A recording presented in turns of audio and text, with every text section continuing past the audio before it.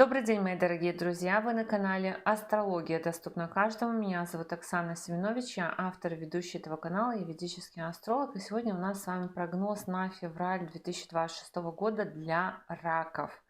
Если вы смотрите прогнозы на этом канале в первый раз, то я бы попросила вас обратить внимание на то, что я ведический астролог, и все прогнозы здесь публикую по ведической астрологии, а не по месяцу рождения. И для того, чтобы вы смотрели правильный прогноз, и чтобы он у вас работал, я вам рекомендую построить свой гороскоп в ведическом стиле и узнать свой восходящий знак или знак зодиака Луны. Как это сделать, рассказывала в видеоинструкции, ссылка на которую у вас сейчас появится в правом верхнем углу. Постройте, пожалуйста, свой гороскоп. Если знаете точное время своего рождения, узнаете свой восходящий знак. Если не знаете точное время своего рождения, то хотя бы знак зодиака Луны. Для двух этих знаков прогнозы будут отлично работать. Ссылка на эту видеоинструкцию будет также в описании в комментариях к этому видео. И в описании в комментариях к этому видео будет ссылка на мой сайт, где можно записаться ко мне на обучение по астрологии ведической, либо на составление личного гороскопа. И теперь давайте говорить о том, что же ракам обещает февраль. А февраль ракам обещает разворот на 180 градусов. Очень-очень мощный будет февраль. Первое событие февральское, 2 февраля, будет полнолуние в вашем первом доме гороскопа. И это полнолуние, которое касается, конечно, прежде всего вас самих, вашего тела, имиджа, личности, репутации, внешности. Полнолуние в первом доме гороскопа. Будьте внимательны в первую очередь к здоровью, самое главное. Плюс это могут быть перемены во внешности, смена гардероба, перемены в репутации, поэтому особо не дерзите нигде не выпячивайте себя так, чтобы вам потом не прилетело, потому что внимание к вам в полнолуние в первом доме гороскопа. Ну и я напомню, что в февраль вы заходили со скоплением планет в 7 доме гороскопа, и у нас последние 2 месяца мы с Тамарой ходим парой. Это Марс, Меркурий, Венера, Солнце, которые создают очень мощные такие импульсы и очень мощные энергии в каждом доме гороскопа, в который они заходят. И в феврале у вас будет смещение фокуса, и скорее всего февраль будет вам давать какие-то важные, значимые перемены в жизни, кардинальные. Значит, с 3 февраля по 10 апреля Меркурий будет идти по вашему 8-му дому гороскопа, в который все планеты постепенно будут перемещаться. 8-й дом — это дом рисков, кризисов, дом стрессов, дом тайн, дом чужих денег, дом неожиданных перемен, дом внезапных, кардинальных перемен. И Меркурий будет достаточно долго в вашем 8-м доме гороскопа, с учетом того, что он будет ретроградить с 26 февраля по 20 марта. То есть с 26 февраля по 20 марта те дела, которые вот мы сейчас будем описывать по Меркурию, они могут быть с задержкой, они могут переделываться, могут быть какие-то тормоза, препятствия. Меркурий у нас про что? Меркурий у нас про то, что в этот период у вас могут возникнуть какие-то тайные переписки, тайные договоренности, тайные какие-то истории, то есть что-то, какая-то информация, которую вы будете от всех скрывать, держать так, чтобы никто не знал. И может быть даже, если вот вы, например, работаете, как это может проигрываться на практике, если вы, например, работаете и вы решили поискать новую работу, у вас будет длительный процесс рекрутации, поиска работы. То есть вы втайне от своего руководителя проводите переговоры с кем-то. До 26 февраля у вас может там завязаться эта переписка, быть переписка с каким-то потенциально работодателем. С 26 февраля у нас Меркурий становится ретроградным, хоп, этот работодатель исчез. И вы уже подумали, что все, сделка сорвалась, у вас договоренности сорвались, ничего не будет, а потом после 20 марта Меркурий выходит из ретроградного движения, и опять вам начинают писать, опять там были какие-то обстоятельства, почему это так получилось, почему был перерыв, и сейчас все готовы возобновить сотрудничество, готовы опять работать. Значит, что еще? Меркурий еще указывает на то, что Это как бы сейчас вам предупреждение, да, Меркурий управитель третьего дома документов, дома рук, дома коммуникаций, коротких поездок в восьмом доме гороскопа. Это предупреждение к тому, что будьте внимательны к своим документам. Может быть, конечно, расторжение каких-то контрактов, выход из каких-то социальных сетей. Но и быть внимательны к документам, к своим телефонам, компьютерам, гаджетам, к своей технике, к книгам.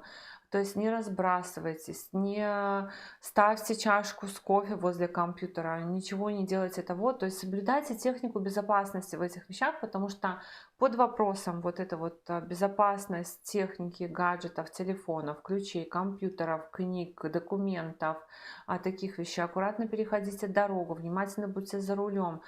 Есть вот история того, что у раков может быть снижена внимательность, снижена чувствительность к каким-то вещам, потому что восьмой дом — это дом кризисов, стрессов, когда человек может терять бдительность, потому что очень много в жизни происходит каких-то процессов, процедур, которые нужно решать, и у нас притупляется наша бдительность.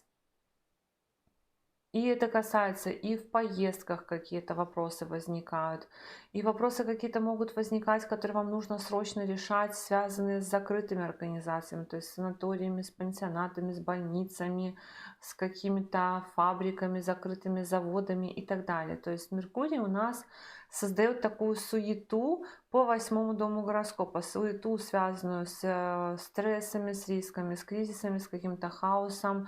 Может быть интерес к астрологии, к психологии, к эзотерике, погружение в эти темы, тайные какие-то договоренности, тайные разговоры. То есть вот что-то держать в секрете, что-то кому-то передавать, какую-то секретную информацию. С 5 февраля по 1 марта в этот же восьмой дом гороскопа зайдет Венера. Венера очень четкий дает посыл. Если у вас есть предположение, если у вас есть желание, мысли о том, чтобы переехать, продать квартиру и машину в первую очередь, то Венера эти комбинации здесь гарантирует.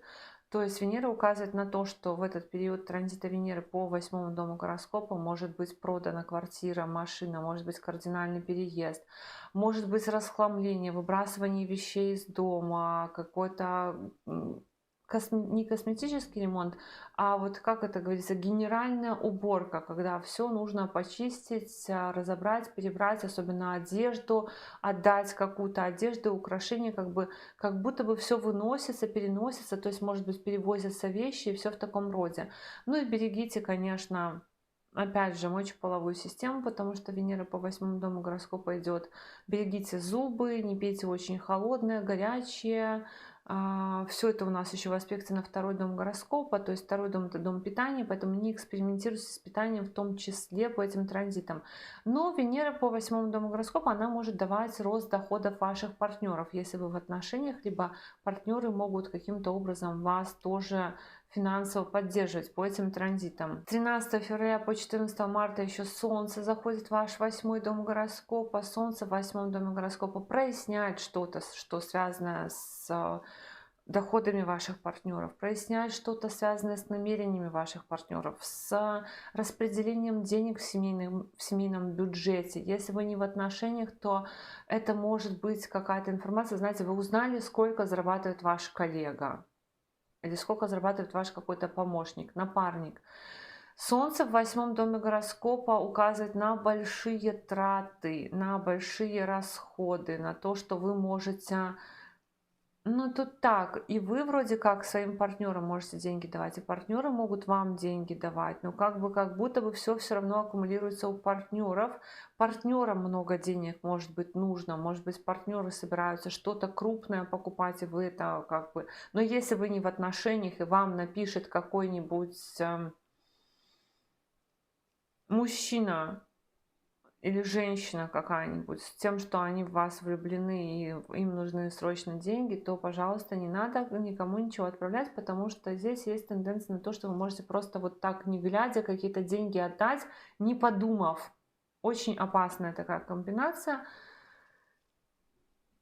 Нужно считать деньги. Деньги любят счеты. Нужно не только считать, но еще и думать в феврале о том, на что вы тратите деньги, куда вы тратите деньги, кому вы их даете. Если вы кому-то даете, то обязательно брать расписки, потому что могут быть очень истории такие, что вы просто необдуманно отдаете свои деньги. 17 февраля будет солнечное затмение в вашем 8 доме гороскопа. Опять же, про затмение я снимаю каждый раз отдельное видео и объясняю символику, градусы затмения, кого затронет сильнее, кого не затронет вообще.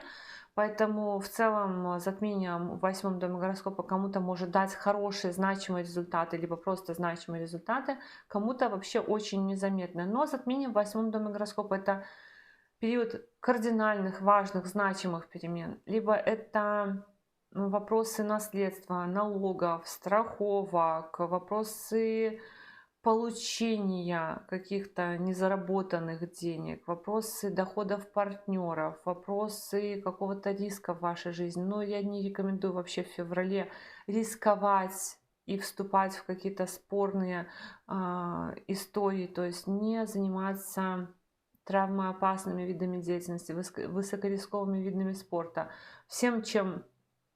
Все, что связано с необдуманностью, риском, в феврале для вас должно быть табу. И с 23 февраля по 2 апреля в ваш 8 дом гороскопа зайдет еще и Марс. Марс в 8 доме гороскопа, опять же, тоже как предупреждение: не рисковать, не бегать, не прыгать, не ходить туда, где вы не знаете, куда вас подбивают. Такая все-таки транзит Марса по 8 дому гороскопа — это всегда нужно быть немножко более бдительными. Плюс Марс в 8 доме гороскопа может давать лечение зубов. И опять, не пить горячее, холодное, не есть ириски, орешки и все, что может повредить зубы.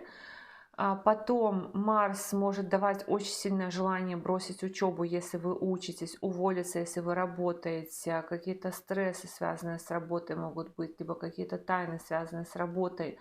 Но это временная история, да, но может быть очень сильное желание разорвать вот эта история, то, что у вас есть, с этим покончить, например, там, какой-то статус поменять, какую-то работу поменять. То есть будет какой-то вот импульсивное желание, будут очень сильные эмоциональные впечатления какие-то у вас, могут быть переживания за результаты учебы, за результаты экзаменов, за результаты детей какие-то, за какие-то мероприятия, если вы будете организовывать мероприятия. И какие-то, кстати, мероприятия могут отменяться, либо какое-то тайное мероприятие у вас может происходить. В некоторых случаях очень страстные тайные романы у раков могут быть, ну такие вот внезапные, когда вспыхнуло чувство и не остановить. Ну, в общем, месяц такой, может быть, кто-то очень сильно может затаиться, да, когда такие транзиты по 8 дому гороскопа, это просто затаиться и разруливать то, что происходит. А кто-то может не просто затаиться, а затаиться и там под этой вот пеленой тайны какие-то делишки творить. То есть в целом 8 дом гороскопа способствует тому, чтобы наводить какую-то тайную деятельность, какой-то тайный шорох. То есть делать скрытно от всех, делать так, чтобы никто ничего не знал, и у вас на это очень много указаний. Что что-то будет, что вы не захотите всем рассказывать, может быть, то, чего вы так долго ждали, какие-то долгожданные события, и настолько вы этого долго ждали, что просто-напросто хотите убедиться, что все в порядке, чтобы потом можно было всем рассказать. Вот так, мои дорогие друзья, такой у нас с вами был прогноз на февраль 2026 года для раков. Я благодарю вас за поддержку этого канала в виде ваших лайков, комментариев, обратной связи. Но если вы еще не подписаны на этот канал, то, конечно же, приглашаю вас подписываться. И до новых встреч. Пока-пока.